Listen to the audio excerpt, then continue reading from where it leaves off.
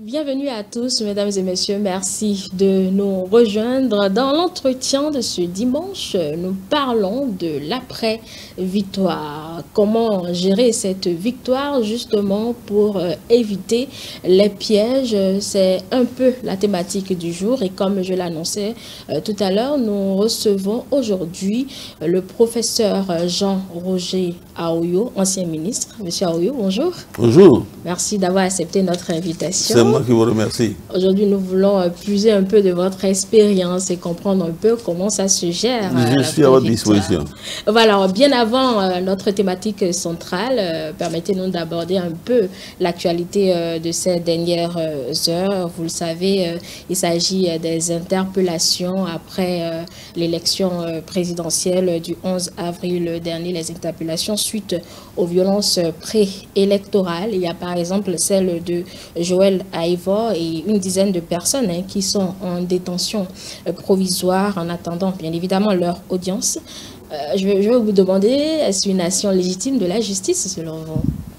Bon, la justice est saisie dans la mesure où nous faisons confiance dans notre justice et nous continuons à lui faire confiance. En espérant que pour chacun de ceux qui sont gardés à vue, disons, il y a la présomption d'innocence. Absolument. N'est-ce pas? Donc, que ce soit Joël Aïvo, que je connais personnellement, Requête Madougou, que je connais personnellement, son père est un ami, c'est un peu ma fille. J'ai beaucoup d'estime pour les deux. Donc, je suis désolé parce qu'il y arrive. Mais lorsque vous avez un enfant qui grandit, qui prend ses responsabilités, vous ne pouvez pas l'empêcher de faire ce qu'il veut faire. Qu'est-ce qu'ils ont fait en réalité? La justice nous dira. Donc c'est pourquoi je rejoins le bâtonnier Migan qui récemment a demandé au procureur spécial de la Criette, n'est-ce pas, de nous éclaircir un peu toutes ces arrestations. Je suis tout à fait dans cette logique-là de clarification. Parce que c'est l'information qui dirige le monde. Absolument. Donc il faut que les gens soient informés et que chacun ait la patience d'attendre l'action de la justice. Voilà, justement, sinon, moi, d'une façon générale, je suis dans temps général, c'est à l'apaisement, à mon niveau. La crise est passée, maintenant, il faut la gérer correctement. D'accord. Et d'aucuns reprochent déjà au chef de l'État, par exemple, son manque de flexibilité, un certain refus du dialogue. Le directeur de la communication, vendredi dernier, était sur RFI et estimait qu'on ne pouvait pas échanger avec des gens qui défient un peu l'autorité de l'État. Quelle appréciation vous faites de ces analyses? C'est-à-dire que pour dialoguer, il faut être à deux. Il faut que les deux côtés de la table aient la volonté de dialogue. Est-ce que c'est le cas? C'est la question que chacun doit se poser. Lorsque ceux qui sont soupçonnés d'avoir organisé les troupes qui ont pris, est-ce qu'ils sont vraiment disposés au dialogue? C'est la question que tout le monde doit se poser. S'ils sont disposés au dialogue, je suis sûr que le président Talon, tel que nous le connaissons maintenant, c'est un animal à sang-froid. Le président Talon est un animal à sang-froid. C'est-à-dire? C'est-à-dire qu'il ne réagit pas de façon épidermique. En cela, il ressemble au président Amoussou Bruno. Ce sont des animaux à sang-froid, tous les deux. Ils ne prennent pas leurs décisions à la légère. Donc, je ne vois pas le président Talon en train de refuser le dialogue. Si ceux qui sont en cause veulent vraiment le dialogue, le président Talon va les recevoir et discuter avec eux. Vous avez vu, pendant sa tournée de compte rendu, de révision de compte, il a envoyé un message au président Yahya Boni. Absolument. Il a tendu la main à Yahya Boni. Vous avez entendu la réponse? Voilà. Il faut savoir, est-ce que de l'autre côté, les gens veulent le dialogue? S'ils veulent le dialogue, il y aura dialogue. Mais s'ils le réclament, s'ils le réclament, c'est qu'ils sont disposés à non? Non, il ne faut pas que leurs déclarations sont contraires aux actes qu'ils posent. S'il faut des déclarations qui sont contraires aux actes qu'ils posent, ah non. on doit s'assurer qu'il veut vraiment le dialogue. Et que devrait-il faire justement pour convaincre et il faut qu'il cesse de poser des actes de défi à l'autorité de l'État. C'est ça. Il faut qu'il cesse de poser des actes de défi à l'autorité. C'est tout. Si réel cette condition-là, il y aura dialogue, il n'y a pas de problème. Tout le monde veut la paix. Tout le monde veut la paix. Voilà, c'est mon point de vue. D'accord. Alors, Monsieur Aoyo, nous allons en venir à notre thématique centrale, l'après-victoire. Vous avez été directeur de cabinet du président Soglo. Vous avez été aussi ancien ministre, donc toujours le ministre du président Soglo. Vous étiez donc au cœur de cette gestion du pouvoir après la victoire de 91. Comment ça se gère, un sacre pareil? Bon, il n'y a pas de gestion particulière. Lorsque vous êtes, les populations vous élisent, il n'y a pas de service et vous vous mettez au travail. N'est-ce pas?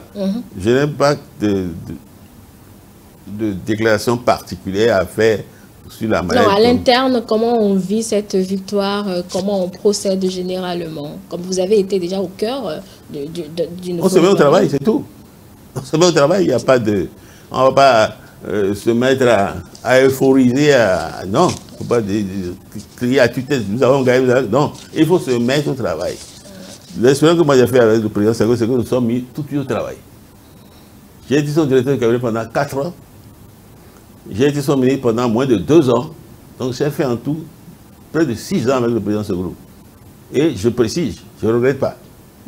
Nous avons beaucoup travaillé. Nous avons surtout travaillé.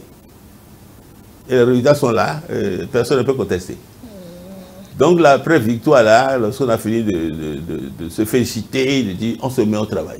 Il faut travailler. Voilà comment je vois les choses. D'accord. Et la mouvance, vous suivez certainement l'actualité, la mouvance ainsi que les observateurs s'emploient à comparer justement cette victoire du président Patrice Talon à une certaine adhésion du peuple et plus ou moins les voyants sont ouverts pour Patrice Talon. Comment ce pouvoir-là pourra-t-il gérer les soutiens qui ont accompagné la politique Ceux qui interprètent le score fait par le duo Talon-Talata à une adhésion de population n'ont pas tort.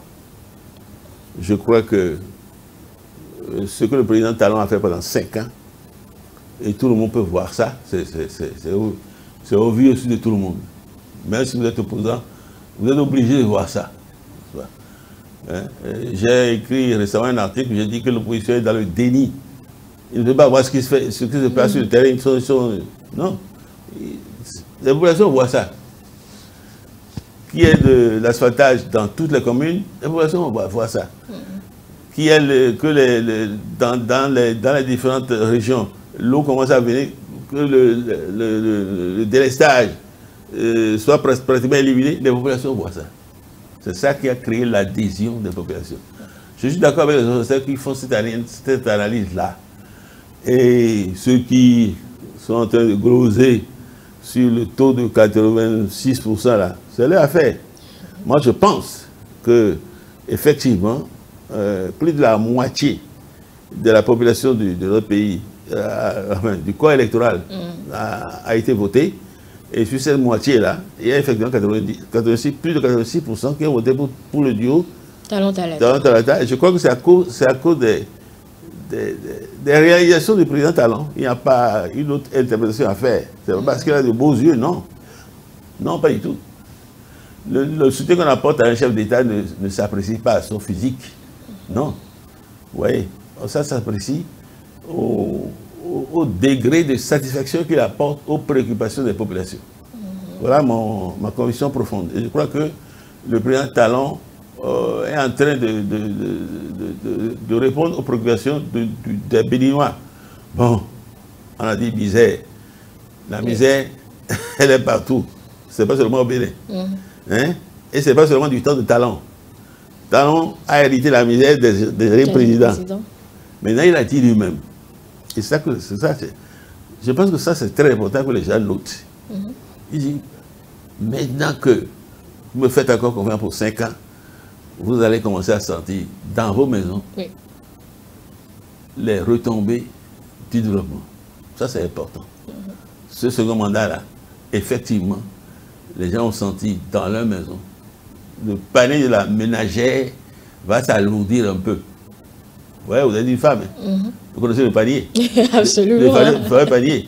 Il y aura un peu plus de légumes, un peu plus de poissons, un peu plus de viande, etc. C'est ce que je souhaite pour notre population. Et je pense que, comme vous savez, quand Talon dit, Talon fait. C'est ça, c'est une de ses caractéristiques.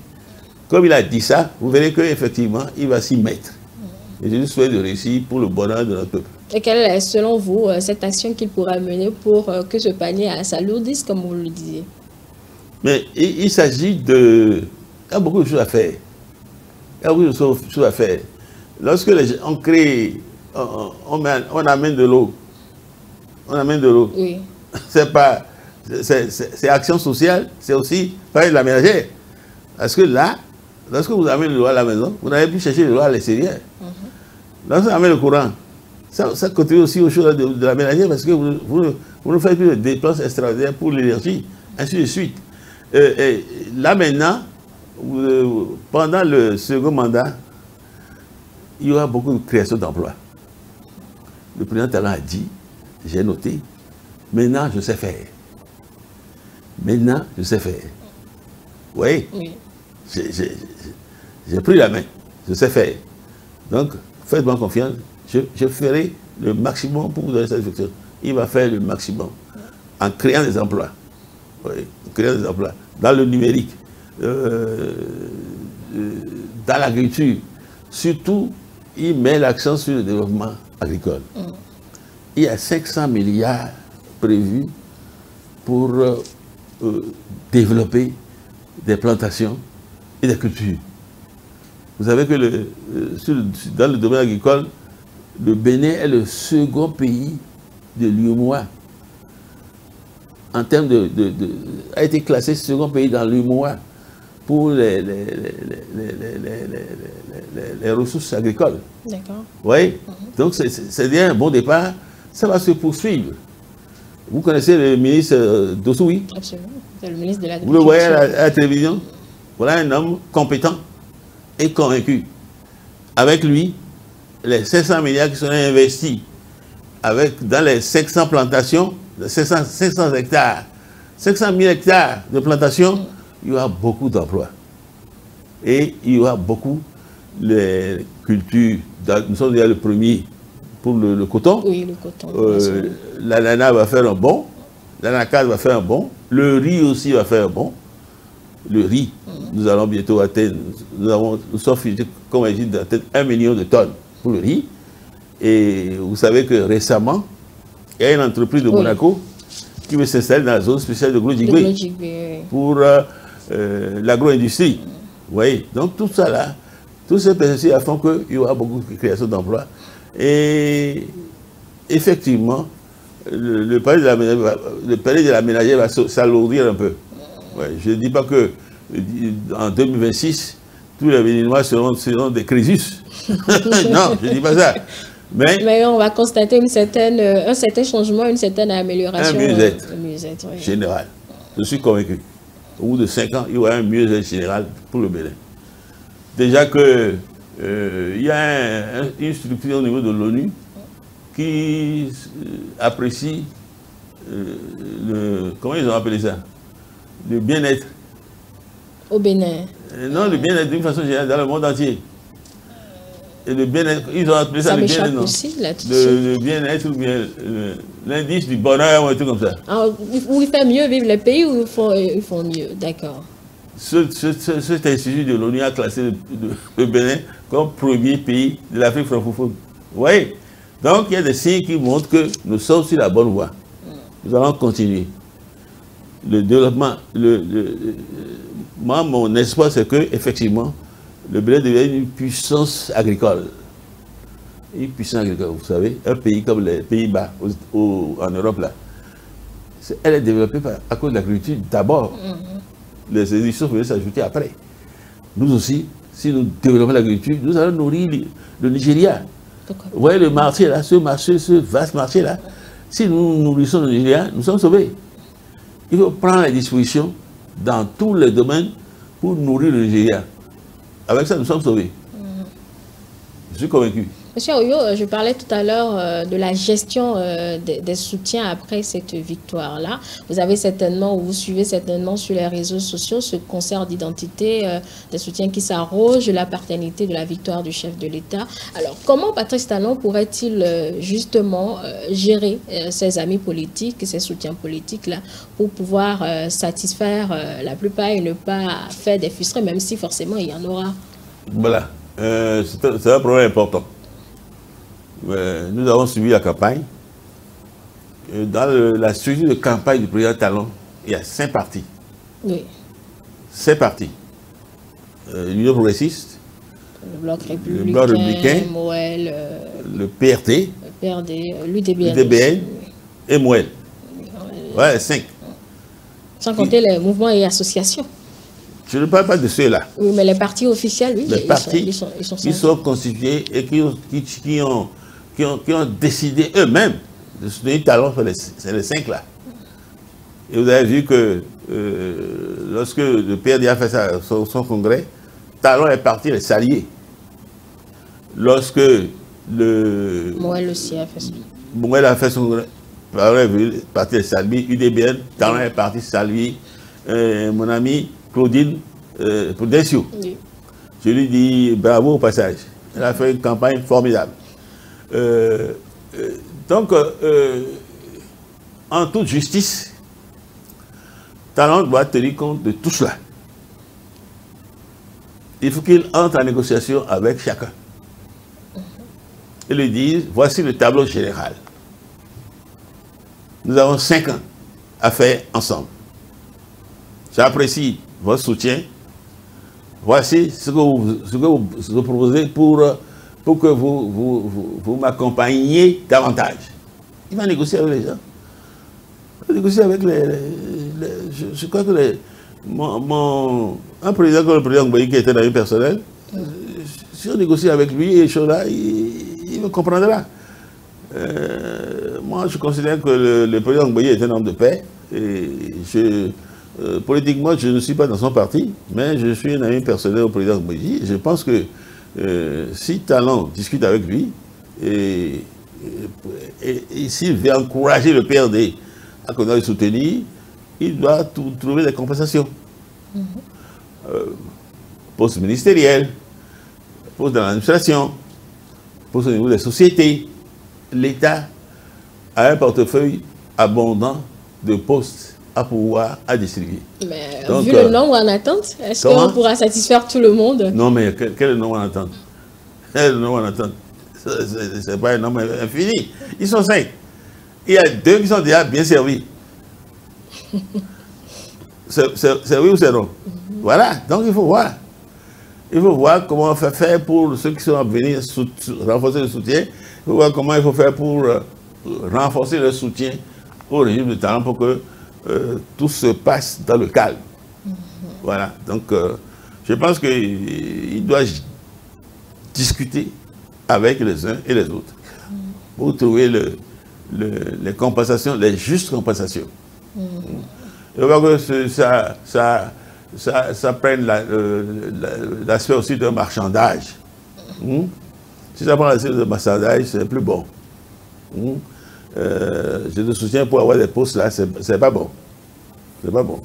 Je te soutiens parce que l'idéal que tu poursuis, c'est ça qui est le mien aussi, c'est ça que je partage. Donc les soutiens aussi ne doivent pas peut-être forcément s'attendre à un poste... À la limite, si Talon dit, dans l'état actuel, attendez un peu, il doit pouvoir comprendre. Mais c'est le dernier mandat constitutionnel. Oui, bien sûr. Si on attend, quand est-ce qu'on aura la récompense? En 5 ans, on peut faire plusieurs remaniements. En 5 ans, l'État veut changer de choses là au niveau des sociétés. Le chef de l'État n'aime pas trop le changement avec ce qu'on a vu pour le premier gouvernement, par exemple. Ça dépend de la conjoncture. Ça dépend. Si l'État est obligé, l'État réagit. Je ne sais pas, je ne suis pas dans les secrets de Dieu, je ne sais pas Je ne suis pas le directeur de cabinet de M. Talon. Je ne sais pas ce qu'il va faire, mais voilà comment moi je vois les choses. Hein. Il faut une juste compensation, mais il ne faut pas un marchandage pour dire, ah, si vous ne donnez pas ça, je vais soutenir. Si quelqu'un tient ce langage, je l'oublie. Directement. Si un parti qui me soutient dit, si vous ne me donnez pas quelque chose, je vais l'oublier, lui. Je vais l'oublier. Mais si dans la compréhension, on discute pour dire, voilà, en attendant, attendez-moi un peu, je vais voir ce que je peux faire pour cela. Ça me paraît tout à fait raisonnable. Pas que ça prenne l'aspect d'un marchandage, de poste. Ça me paraît pas souhaitable. Voilà ce que je pense. Et l'équipe ancienne, vous pensez qu'on va virer l'équipe ancienne pour peut-être de nouvelles entrées au Je n'en sais rien du tout. Je n'en sais rien du tout. Ça dépend du président Talon et de sa colistière désormais, qui est une femme remarquable. Je la salue au passage. Ouais. Et comment vous la voyez justement, elle, son travail à faire? On dit qu'elle sera la grande chancelière du pays. Évidemment, le poste, il existait, elle sera là et on la verra certainement. Comment vous appréciez tout ce qu'elle a pu faire jusqu'à ce moment, après la victoire? Moi, tout à l'heure, j'ai dit je la salue. Oui, vous l'avez saluée. Je continue à la saluer. On ne la connaissait pas. Même lorsqu'elle était présidente, vice-présidente de l'Assemblée, elle ne s'est pas révélée à nous. Mais à partir du moment où elle est devenue colistière, elle s'est révélée à nous. Et c'est une collègue à moi, ça veut dire que c'est une ancienne, c'est une collègue à moi. Je suis professeur aussi. Et c'est une femme, enfin, j'allais dire extraordinaire, mais c'est une battante. Elle est tout à fait à la hauteur. Et je lui souhaite de continuer à se renforcer, à se battre. Et la grande chancellerie, c'est son attribution principale. Oui.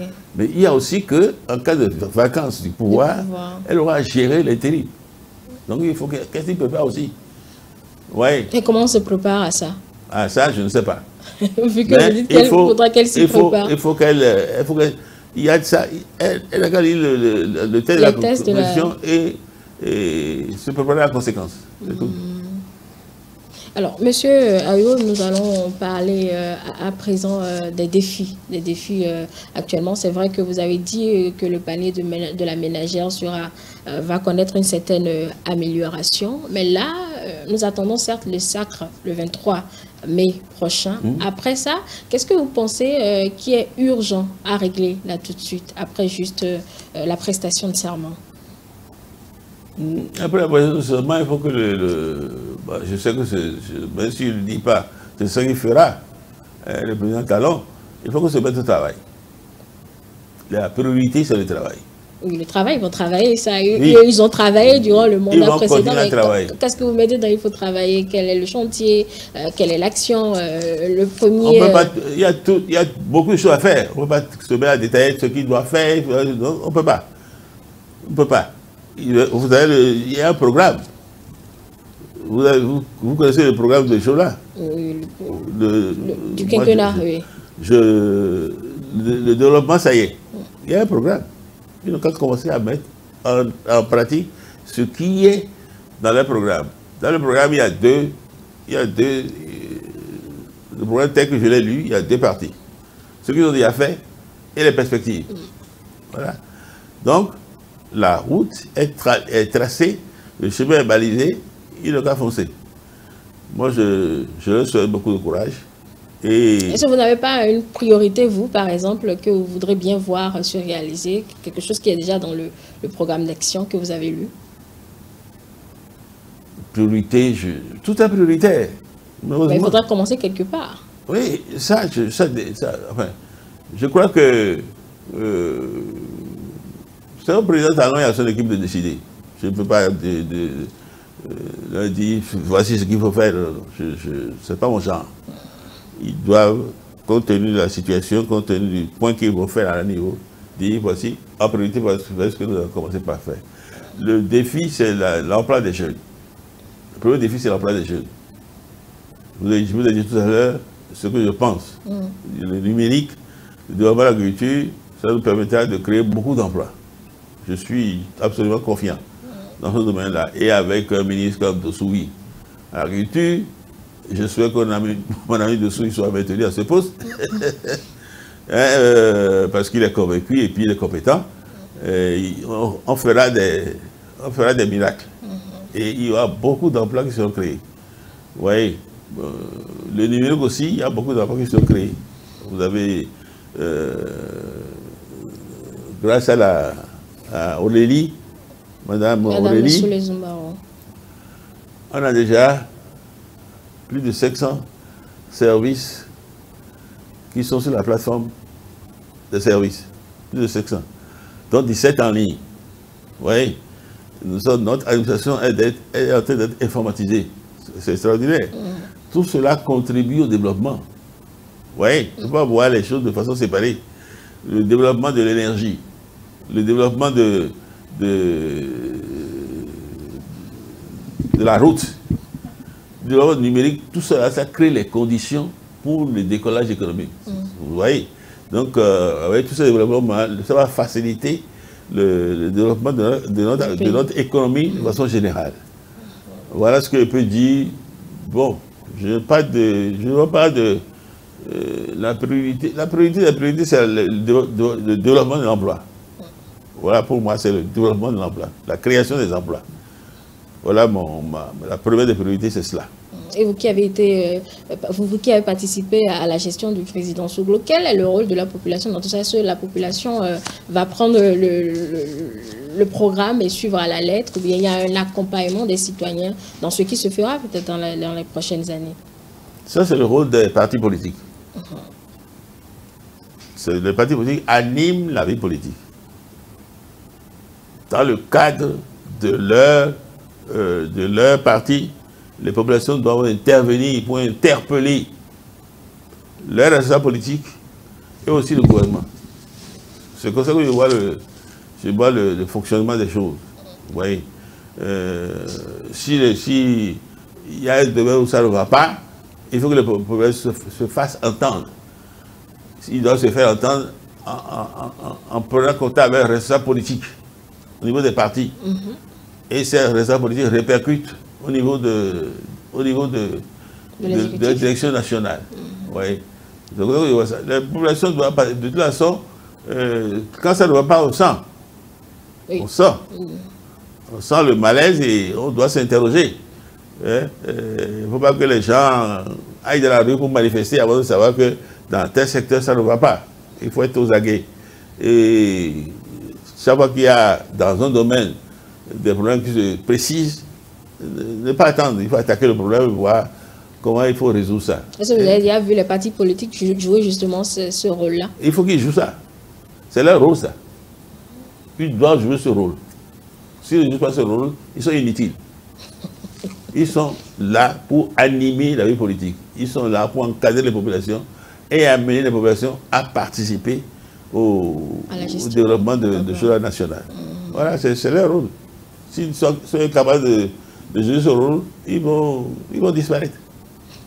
C'est tout simplement ça. Simplement. Oui, oui. Alors, monsieur Jean-Roger Aoyo, toujours parlant de ces défis-là, il y a par exemple la route des pêches, par exemple, qui est toujours en construction. C'est vrai qu'il y a une certaine évolution. Comment vous appréciez ce travail qui est fait du côté de Ouidah? Vous êtes je vous remercie de me donner l'occasion de parler de la route des pêches. J'ai fait là-bas un travail extraordinaire. J'ai vu le début à Baye de Cotonou. C'est formidable. C'est formidable. Maintenant, vous avez déjà emprunté ce chemin? Oui, bien sûr, c'est moi je vous en parle. Maintenant, il y a une station balnéaire à Blekete. Oui. Si on met en place cette infrastructure avec l'installation d'une base de tennis, ce qui est prévu là-bas, ça va booster le tourisme. Vous voyez? Et la partie de la route des pêches qui part de la bouche du roi, c'est-à-dire l'embouchure du mono, vers Ouida, ça aussi, ça, les deux viennent se jouer à Ouida pour finaliser la route des pêches. La route des pêches est en très bonne voie. C'est ce que je vois. Avec le projet avec Tété, avec le projet de la Marina. Oui, la route de la Marina. La route de la Marina à Djebadji, à Ouida, près de la porte du non-retour. Vous savez qu'il y a là un bateau négré qui sera grandeur nature, qui sera construit et mis à quai. Lorsque tout sera fini, la route de la pêche sera un instrument très important pour le développement du tourisme. Et je crois que ça se développe très bien. C'est ce que je vois. Donc, je vois. Et là aussi, je crois que c'est une occasion pour parler aussi du développement du tourisme sous le président Talon. C'est formidable. Ce qui se fait autour du port portugais à Ouida, avec le MIM, le musée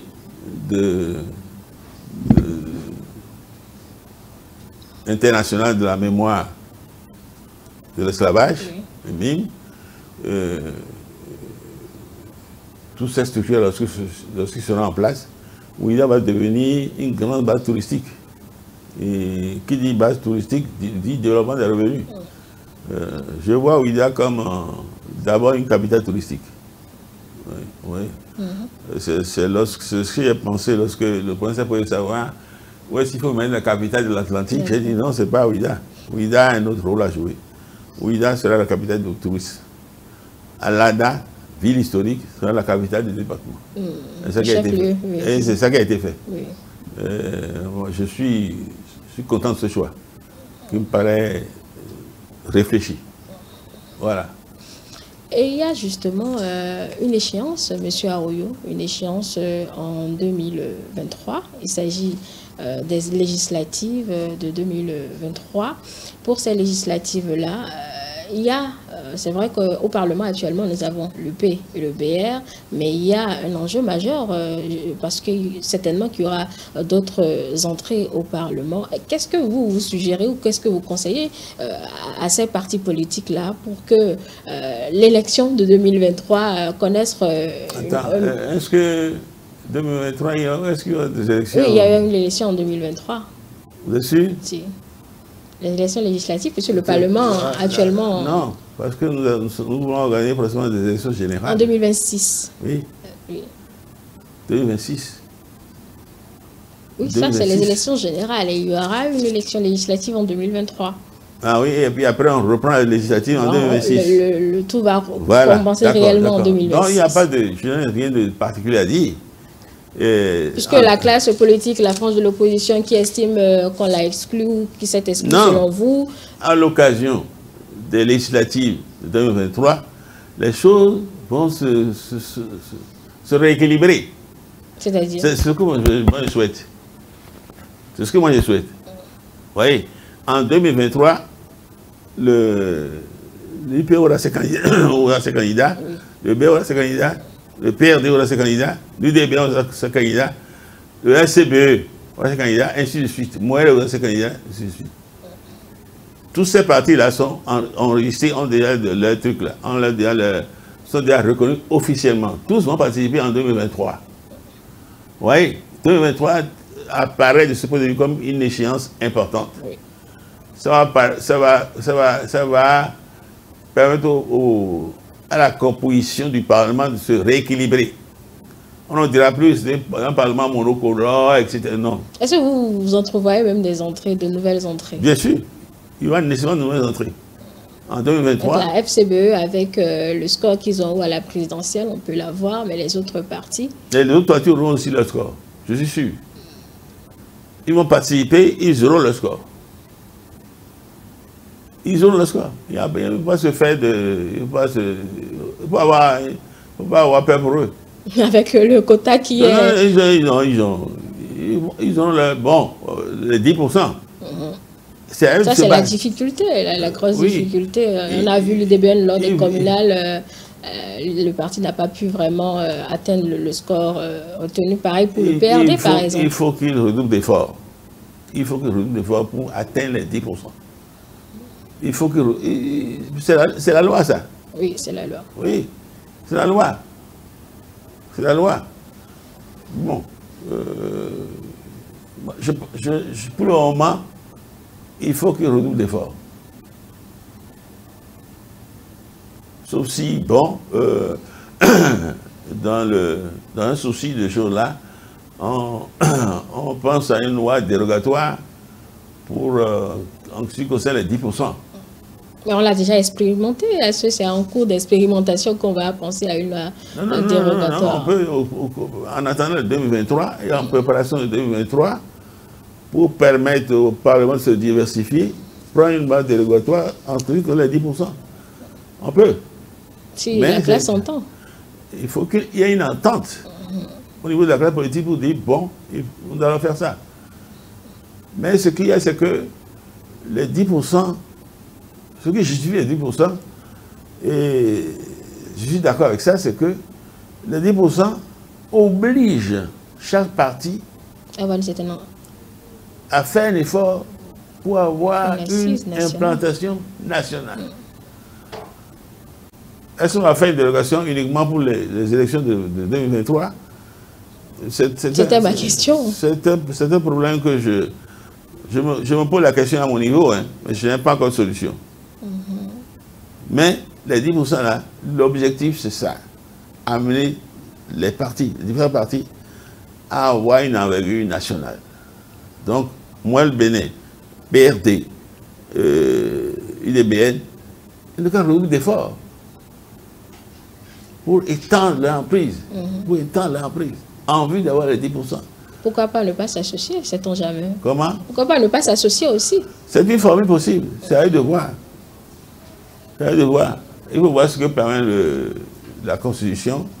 Est-ce que notre Constitution actuelle permet les alliances de partis?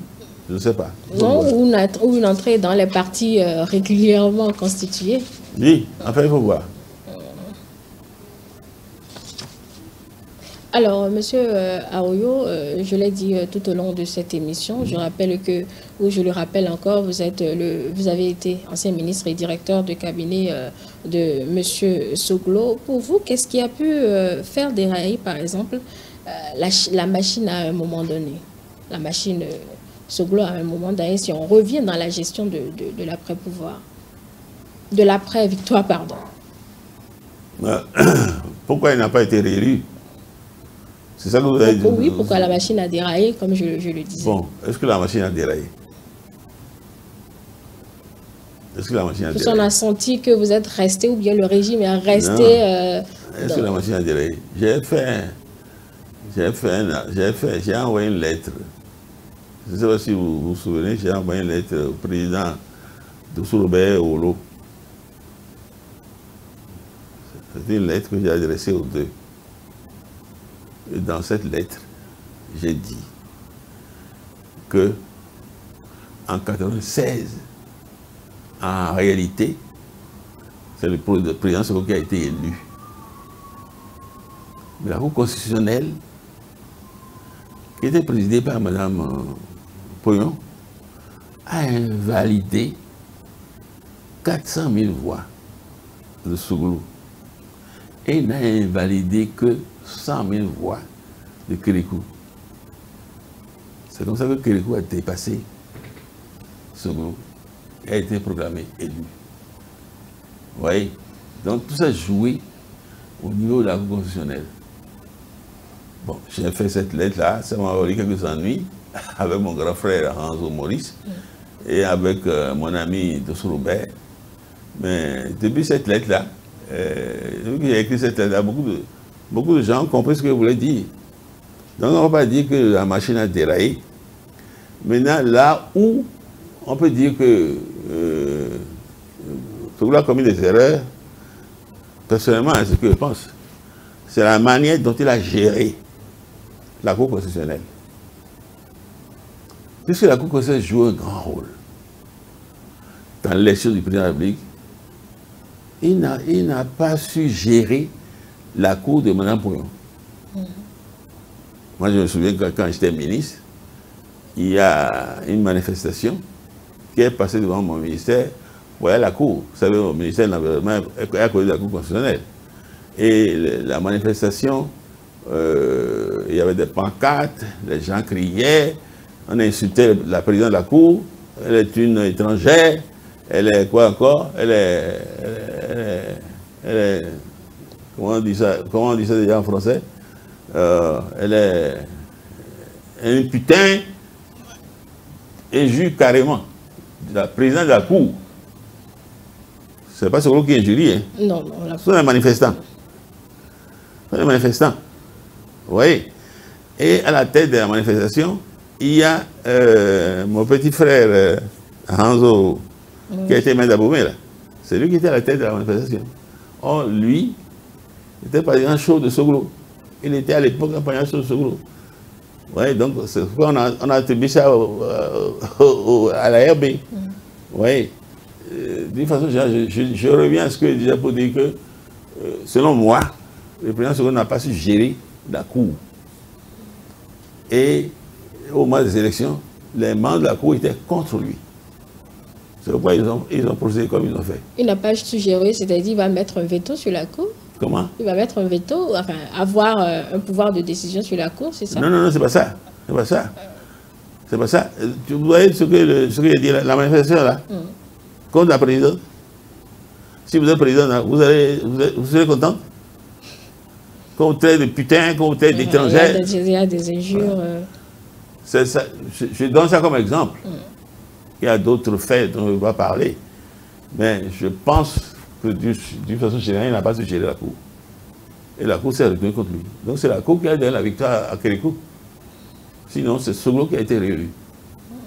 Et Soglo a été réélu parce qu'on va dire qu'il a échoué, que son premier mandat il a échoué.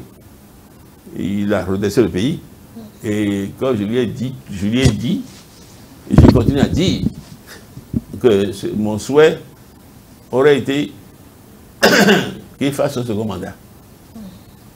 Ça n'a pas été possible, c'est dommage.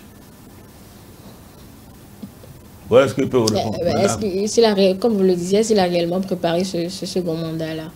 Comment? Est-ce qu'il a réellement préparé la victoire du second mandat? Celui qui est élu là, dès qu'il est élu, qui commence son premier mandat, il commence à préparer le second. Est-ce qu'il a justement préparé? C'est ça la question. C'est ce que je vous dis. Lorsque vous êtes élu, que vous êtes en train de faire votre premier mandat, vous préparez déjà le second. Dans tous les pays, c'est comme ça. Dans tous les pays, c'est comme ça. Mais pourquoi à la fin, on a connu cette difficulté? Je vous ai parlé de la Cour constitutionnelle. Il faut en tenir compte. Mais c'est arrivé à quel moment alors? Mais c'est la fin. L'élection a eu lieu à la fin. L'élection a eu lieu à la fin. Ça veut dire qu'il n'a pas eu depuis le début déjà? Non, pas du tout. Vous avez quel âge lorsque vous étiez là? C'était relativement jeune quand même. Ah ouais? Il faut voir ce qu'il a fait. Le pays était par terre, il a relevé le pays. Il a relevé le pays. On va dire qu'il a échoué. Non, pas du tout. Pas échoué dans la gestion, justement, mais dans les relations avec les institutions, comme oui, enfin, le suggériez. Voilà. Surtout avec la Cour constitutionnelle, il n'a pas su jouer. Et puis il y a aussi des problèmes aussi avec l'Assemblée nationale. Et il devait aller à la fin de chaque année présenter un discours sur l'état de la nation. Il n'a pas fait tout le temps. Bon, il y a des trucs comme ça qu'on peut lui reprocher. Mais l'essentiel, redresser le pays, hein, on ne peut pas dire qu'il a échoué. Hein. Moi, c'est pas parce que j'étais sur des cabinet, non. On ne peut pas dire qu'il a échoué. Et quand vous dites qu'il n'a pas su gérer la cour, quel a été votre rôle, puisque vous le dites, vous étiez son directeur de cabinet, ministre et tout? Oui. Quel rôle vous avez joué à ses côtés? Je ne suis pas le président. Non, vous pouvez le conseiller tout de même. Ce que je l'ai dit, vous ne pouvez pas savoir. Je n'ai pas dit ça ici. Je ne peux pas savoir, vous ne pouvez pas savoir ici. Il n'est plus au pouvoir, il n'est plus là, donc on peut toujours en parler. Non, c'est pas... Posez une autre question. Là, vous ne voulez carrément pas en parler. Posez une autre question.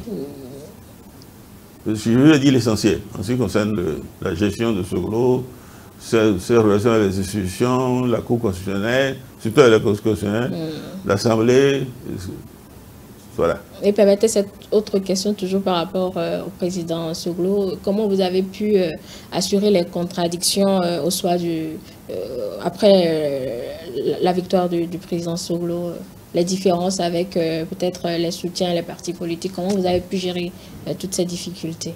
La victoire de qui? Au cours de la gestion du président Soglo. Oui. Je demande comment vous avez pu gérer les contradictions, certainement qu'il y en a eu. Quelles contradictions? Quelles contradictions? De la classe politique avec M. Soglo. Mais il y a ceux qui sont détachés pour soutenir Soglo. C'est surtout les petits partis politiques. Ils ont formé l'UTR. Je ne sais pas si vous savez ce que c'est que l'UTR. Et ils ont soutenu. C'est eux qui étaient le socle de Soglo pour le plan politique. Le reste, les partis qui étaient déjà constitués, comme le PSD de Moussou Breno, le PRD de Chola, il y a eu des problèmes. Oui, donc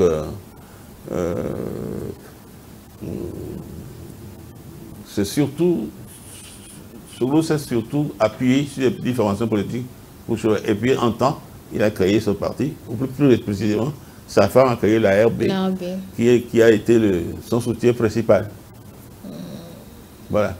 Je vous pose toutes ces questions pour venir à l'actualité d'aujourd'hui. Comment Patrice Talon pourra aussi gérer. Vous l'avez parlé. Oui, j'ai déjà répondu. On en revenait juste pour que vous puissiez comprendre un peu. Non, j'ai bien compris. On n'a pas besoin d'aller à ce groupe pour comprendre ce qui va se passer avec Talon. Non. Voilà ce que je pense de l'un et de l'autre. D'accord. Nous allons embrayer sur la dernière partie de cette émission, Monsieur Jean-Roger Aoyo, c'est de parler donc de ce que peut faire cette opposition-là, puisqu'elle se sent un peu lésée. Et d'aucuns se posent la question de savoir si le chef de l'État va gérer sans opposition pour le second quinquennat. Non, ce que je souhaite, et je l'ai dit dans un article que j'ai publié récemment, j'ai dit, l'article intitulé Les chiens en bois, la caravane passe. Je ne sais pas si vous avez vu ça. Oui, j'ai parcouru un peu l'article. Bon. J'ai dit à la fin, je souhaite que les éléments honnêtes de l'opposition ouvrent les yeux, se rendent compte du fait que ce que Talon est en train de faire là, il travaille pour l'intérêt général. Il ne travaille pas pour son intérêt particulier. Et que sur cette base-là, il y a de leur part une évolution dans leur attitude. Parce que leur attitude, globalement, j'ai dit que c'est un déni, une attitude de déni. Ils ne veulent pas voir ce qui se passe. Eux, ce groupe-là, le Talon là, il faut l'enlever. Non. Non. Donc leur lutte n'est pas objective, c'est ce que vous dites. Leur lutte n'est pas objective, c'est ce que vous je pense que quelque part, c'est pas objectif. Je pense. Ils doivent évoluer. Ils doivent évoluer et montrer qu'ils veulent qu'on aille au dialogue. S'ils montrent vraiment qu'ils veulent le dialogue, il y aura le dialogue. Talon ne veut pas autre chose. Talon ne veut pas autre chose. Talon veut la paix pour développer le Bénin. Mais est-ce qu'ils vont encenser quand ils estiment que ça ne va pas? Comment? Est-ce qu'ils vont encenser, c'est-à-dire apprécier s'ils estiment que ça ne va pas? Il s'agit de regarder la réalité pour dire, au fond, nous reprochons ceci au président Talon, mais nous nous rendons compte qu'il est en train de développer le pays. Et quand nous voulons le développement du pays, nous nous rapprochons de lui pour trouver les choses, c'est tout. Il n'y a rien à inventer là. Par exemple, ils réclament le retour de ceux qu'ils appellent les exilés. Ce qu'ils appellent les exilés, oui. Ce sont des exilés volontaires. Ils savent pourquoi ils sont partis. Ils savent pourquoi ils sont partis. Ils n'ont qu'à revenir. S'ils ont un problème avec la justice, ils vont régler ça avec la justice. C'est aussi simple. Hein? Si vous dirigez un État et que vous ne faites pas attention au problème de justice et que vous laissez passer toutes sortes de choses là, ça va se retourner contre vous. Les gens qui sont partis, qu'on n'a pas à chaud là, ils n'ont qu'à revenir. Si il y a des trucs à faire, si il y a des problèmes avec la justice, ils vont regarder ça avec la justice et personne n'a oublié que le président de la République a le droit de grâce, a le droit d'amnistie, dans un souci d'apaisement. Lorsqu'ils ont fini d'être jugés, le président de la République peut gracier. Ça, c'est toujours possible. Donc, ils ne peuvent pas en faire un préalable pour peut-être le dialogue. Ah non. S'ils sont un préalable, c'est l'échec tout de suite. C'est l'échec tout de suite. Et avec tout ce qu'il a connu au pouvoir, je parle du président Soglo, par exemple, comment vous pouvez expliquer l'inimitié de Soglo à Patrice Talon? Je ne comprends pas. Vous l'avez connu, vous l'avez côtoyé, vous avez travaillé avec lui. Je ne comprends pas. Il sait que je ne comprends pas. Soglo-là, il sait que je ne comprends pas. Il sait que je ne comprends pas. Mais vous avez connu l'homme? Oui, il sait. Je ne veux pas dire ce que j'ai dans le truc, dans le cœur. Vous ne voulez rien nous dire alors? Non, pas du tout. Il y a des choses, on ne dit pas n'importe tout à l'antenne. On ne dit pas tout, n'importe où. J'ai écrit au président Soglo. Il sait pourquoi. Je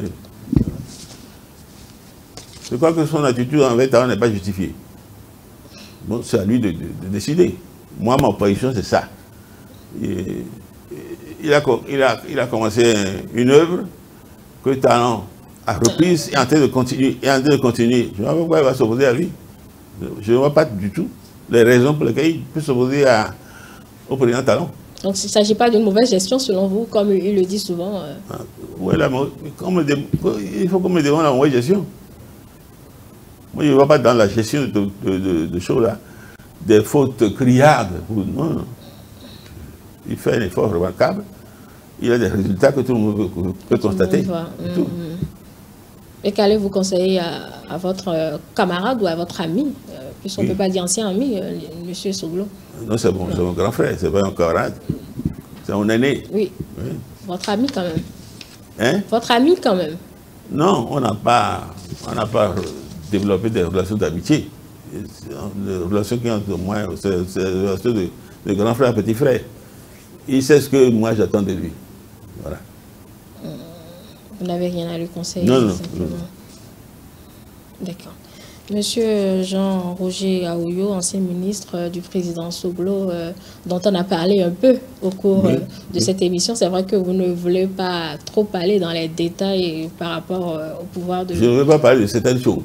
C'est pour ça que vous ne voulez pas aller dans les détails. Oui, non, les choses dont vous vous abstenez, c'est les détails. Dans d'autres domaines, le s'agissant de Soglo, je peux aller dans les détails.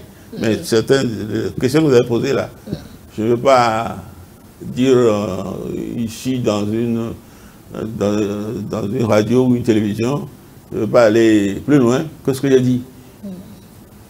Voilà. D'accord. Et peut-être la dernière question sur M. Soglo, c'est vrai que j'essaie de vous demander beaucoup de choses, certes, mais vous voudrez bien répondre à celle-ci. Est-ce que le parti, la Renaissance du Bénin, à un moment donné, n'était pas un handicap ou un atout pour le parti, selon vous? Madame Toboula, cette question-là, c'est à poser à M. Soglo ou aux partisans de la RB. Il faut leur poser cette question-là. La question que vous posez là, c'est pas à moi de répondre. Je ne suis pas de la RB. Ou plutôt, j'ai quitté la RB depuis longtemps. Vous savez que lorsqu'on était avec Soglo, on a créé le rap. Vous avez parlé du rap? Oui. Vous êtes un peu jeune. Oui, je suis jeune. Le Rassemblement africain pour la solidarité et choses là, le rap, avec Victor Oba à la tête comme président, on était avec lui. Hein. Il a voulu nous obliger à adhérer à la RB. Nous avons créé le rap pour dire non. Tu nous avais demandé de voir comment on peut créer un grand parti pour nous soutenir. Nous avons abouti à la création du rap. Il n'est pas question pour nous d'aller à la RB. Il y a eu ce truc entre nous et lui. On était avec lui, mais il y avait eu cette opposition politique. Donc on ne va pas parler de la RB. Mais avec le recul, non. Même avec le recul, il ne faut pas parler de certaines choses. Donc, nous avons quitté la RB, nous avons créé le rap. Nous avons été aux élections, et les élections de 1996, là. Bon, je ne veux même pas parler de ça, parce que bon. Mais il faut savoir que la question concernant la RB, il faut poser cette question-là aux gens de la RB. On va parler de la RB. Monsieur Jean-Roger Aoyo, merci donc pour voilà. la précision. Vous vous êtes fait clair. Hein? Très clair. Je ne vais pas insister davantage. Même si vous essayez, quand j'aurai l'occasion, je vais poser mes questions au président Soglo, oui, comme vous me le suggérez. Vous posez vos questions. D'accord. Monsieur Jean-Roger Aoyo, nous allons conclure ce temps d'antenne. Peut-être des propositions pour l'après-victoire. Non, la proposition de la victoire, c'est que je pense que, je crois, j'espère que le second mandat du président Talon sera un mandat de paix et de développement. Donc j'invite tout le monde, y compris les opposants, à réfléchir et à penser aux démarches qu'il faut faire pour qu'un climat de paix revienne dans notre pays. Moi, c'est mon souhait le plus profond. Et il ne faut pas qu'on soit en train de juger les gens, etc. Tous les efforts doivent être déployés en vue du développement. Voilà mon souhait le plus profond. Et à la classe de l'opposition Et à l'opposition, à l'endroit de l'opposition, oui, ça c'est général. Je l'ai déjà dit plusieurs fois. L'opposition doit réfléchir pour savoir les pas qu'elle doit faire envers le président Talon pour qu'il y ait des dialogues.